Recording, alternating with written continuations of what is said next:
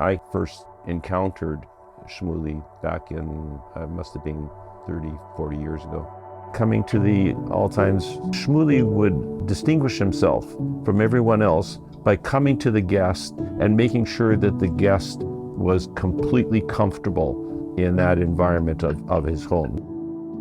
I recognized that this is somebody who had an exceptional gift to give to the world. I knew it without hesitation. It was about 11 years ago. I was at this event towards the back in the corner, kind of feeling a little alone. And of course, who's standing beside me is Shmuly with Adina and baby Yossi.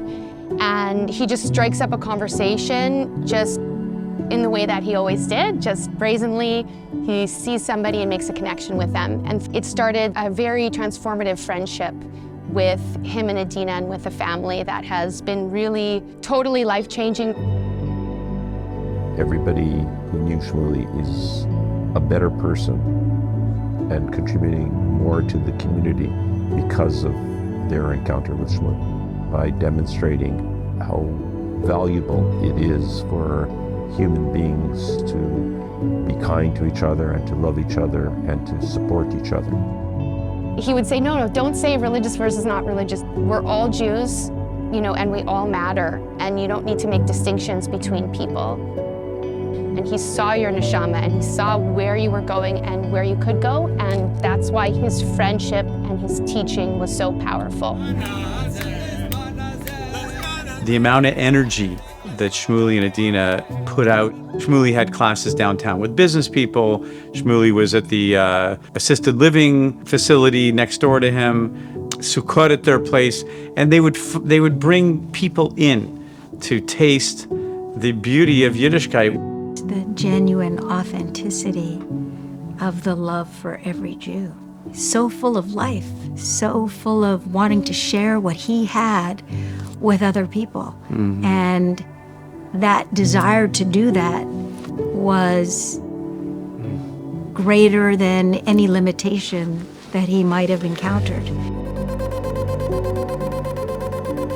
Without Shmuly and his family, I would not be who I am today. Shmuly, Adina, the kids, happy, healthy, frum kids, what that shared with me had a tremendous, tremendous impact. It's something I always look towards as this is special. This is what I want my family to look like. This is what I want my home to look like. There was a lot of Jewish residents at the Shaftesbury.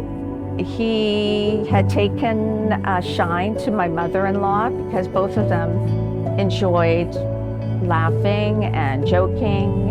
So he always showed concern for her. He invited us over for Sukkot. He made you feel special when you met him. You can imagine how everyone in this community who was totally reliant upon him and his family and what they were building on Shlichus, like how devastated we were for him. But it didn't become his identity, his sickness. He continued to choose life and to be himself, even while he was sick. I remember he was in the hospital and it was during Hanukkah, and he did not let that deter him. He and Adina invited some people to light the Hanukkah candles in the little sanctuary at the hospital that I work at. It was so amazing, it was so beautiful. It was impossible to be sad. All the way to the very end, he was able to shift that energy and choose life, and that was extremely special.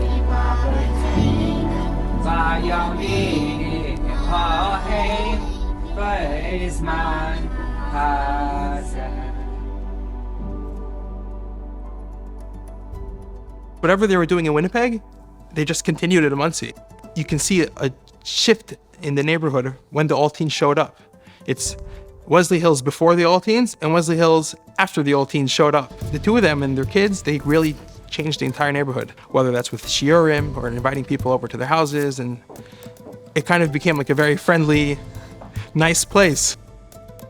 What Shmuly brought to the Wesley Hills area, he took a bunch of people that lived in a bunch of houses in the neighborhood, and he brought them together.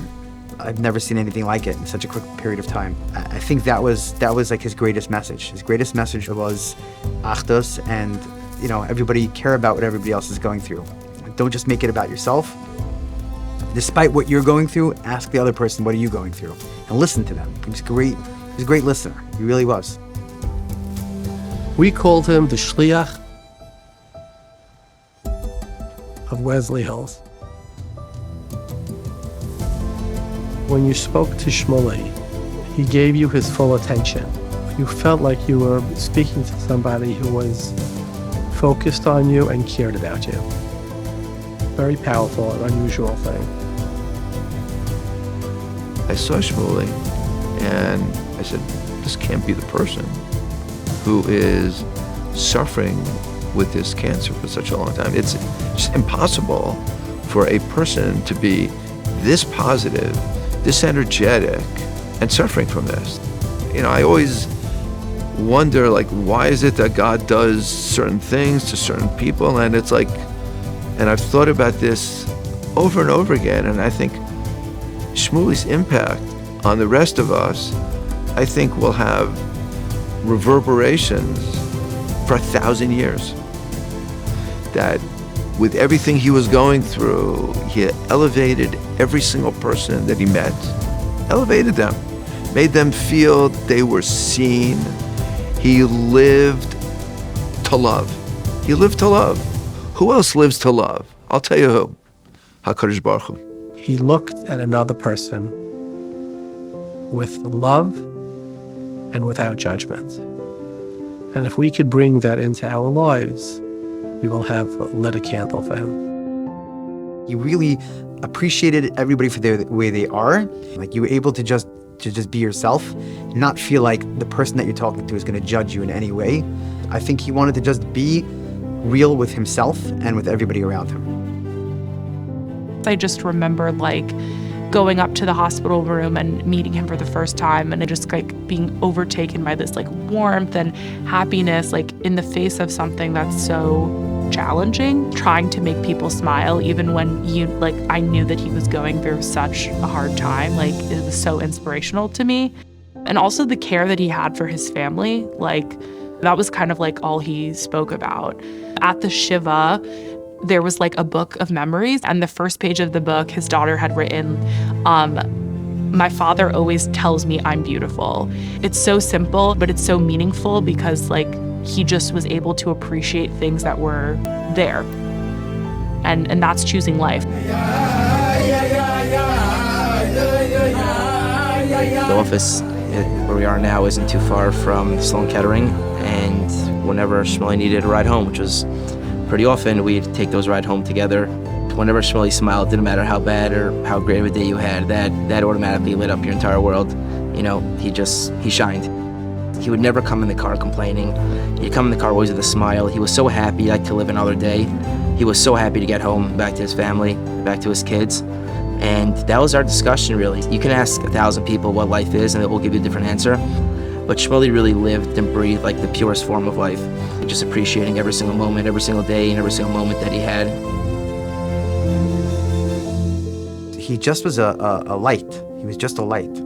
With that light, with that torch, and with that flame that he left these little matches. He left these little sparks all over the place. And if we can continue that, and if we can just try to inspire like Shmuly, try to give everybody a smile like Shmuly. If I can see through whatever somebody's, mishugas and their any kind of dysfunction, and just get to the fact that there's a human here that has the same struggle and the same desires, the same needs, and the same growth opportunities as everybody else, then that's where Shmuly started with people.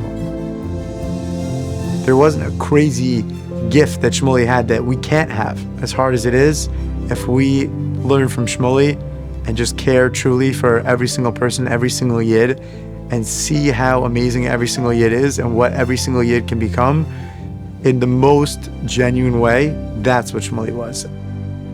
He's impressed upon me something that I will take with me forever.